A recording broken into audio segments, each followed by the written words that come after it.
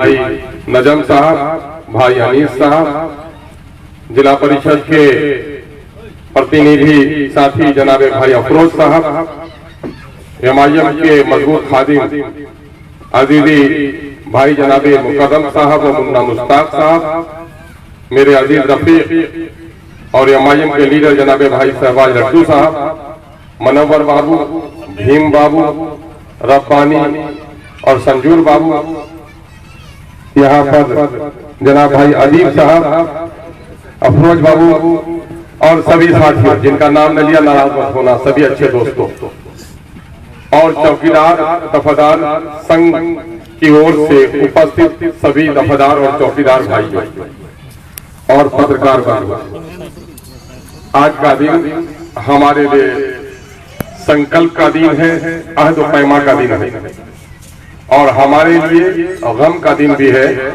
क्योंकि आज ही black day के नाम से, यौम स्याह के नाम से हम इस दिन को याद करते हैं।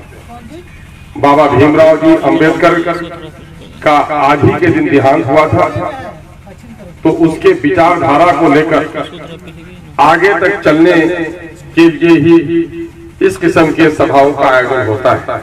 हम समझते हैं कि आज इस अवसर पर हम सब ये संकल्प लेने के लिए जमा हुए हैं कि मनुष्य मर जाता है, मिट्टी से जन्म लेता है, मिट्टी में मिल जाता है, लेकिन विचारधारा को कभी मौत नहीं होती।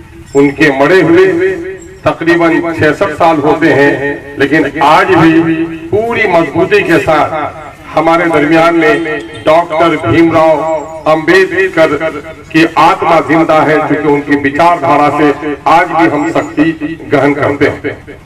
मेरे भाइयों, इस वक्त मैं ये समझ रहा था कि दलितों के उत्थान, दलितों के सम्मान और दलितों को न्याय दिलाने के लिए इस देश में बाबा भीमराव अंबेडकर का जो बलिदान रहा है वो किसी नेता का नहीं रहा है।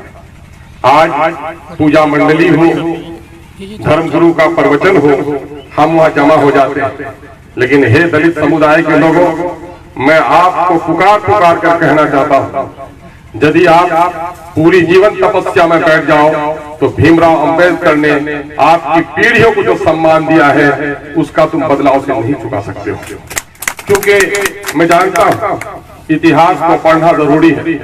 दरख्त अपने जड़ों के बगैर खड़ा नहीं रह सकता। कोई भी जाति हो, कोई भी समुदाय हो, अगर वो अपने इतिहास को भुला देता है तो बहुत दिनों तक वो बाकी नहीं रह सकता।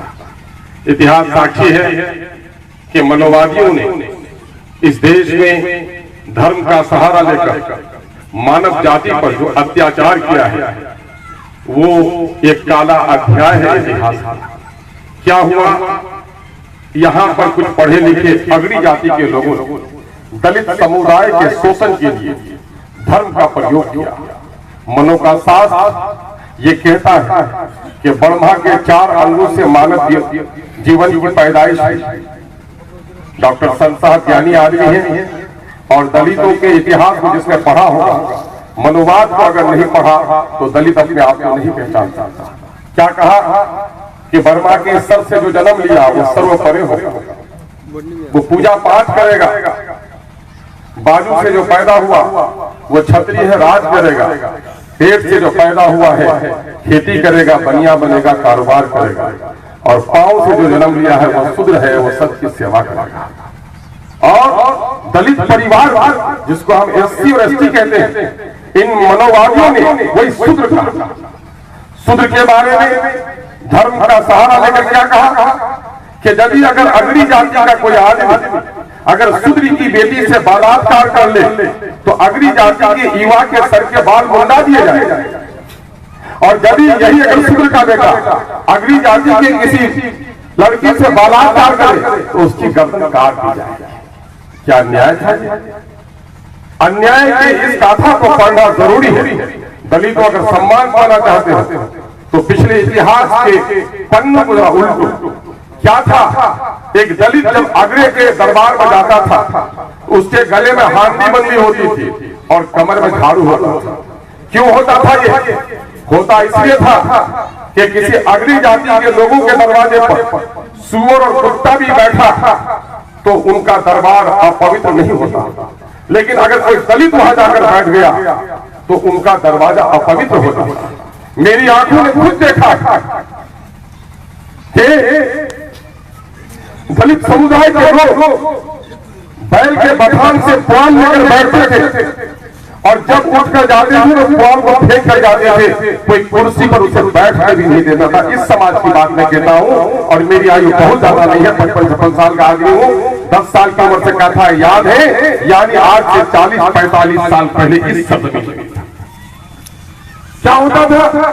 जब दलित किसी अगली जाति के दरवाजे से निकलता, उसके पांव के निशान नहीं रहने चाहिए, उस पर झाड़ू देकर दिखा देता था। अगर थूकने की जरूरत है तो वह भूमि पर नहीं थूक सकता था, वो अपने गले की हांडी में थूकता था और गले में घंटा बांधकर चलता था, ताकि जब वो घर से निकले तो अगली जाति के लोग नजर फेर लें, ताकि शूद्रों पर उसकी नजर न पड़े। क्या हुआ?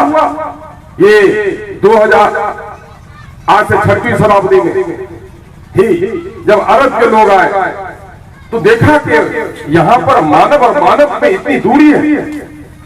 तो यहाँ जो लोग कहते हैं इस्लाम तलवार से फैला, ऐसे नादानों को मालूम नहीं है, इस्लाम तलवार से नहीं अखलाक से फैला।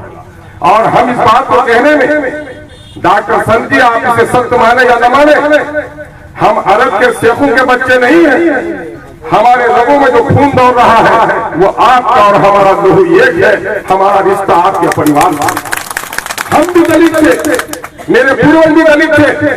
जब भारत के इन पाखंडियों ने धर्म का सहारा लेकर यहाँ पर शूद्रों पर, दलितों पर अत्याचार किया तो हमारे पूर्वजों ने अपना विचार बदल लिया, और आप में से बहुत लोग विचार नहीं बदल सके, और डॉक्टर भीमराव अंबेडकर ने एक बड़े समूह का विचार परिवर्तन करके बौद्धिक बना देने का।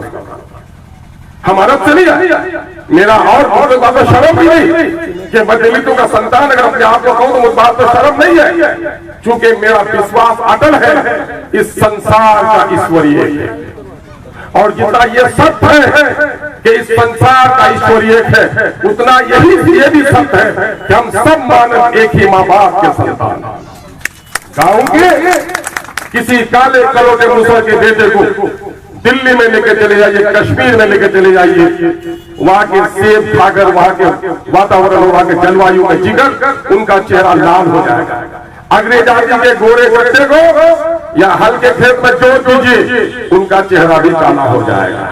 ये गोरे और काले से नहीं, आदमी जन्म से बड़ा छोटा नहीं होता है, कर्म से बड़ा छोटा होता है। अगर जन्म से कोई बड़ा होता, जन्म से कोई छोटा होता तो सैयद का बेटा या ब्राह्मण का बेटा जहर खाकर नहीं मरता, दलित का बेटा मरता तो ब्राह्मण का बेटा नहीं मरना चाहिए था, अगर कर्म से आदमी बड़ा होता। अगर आग हथेली में रखिए तो ब्राह्मण का भी हाल जलता है, सैयद का भी हाल जलता है, दलित के बेटे का भी हाल जलता है। माँ के पेट से हर कोई जन्म लेता है, आंखों से हर कोई देखता है, मुंह से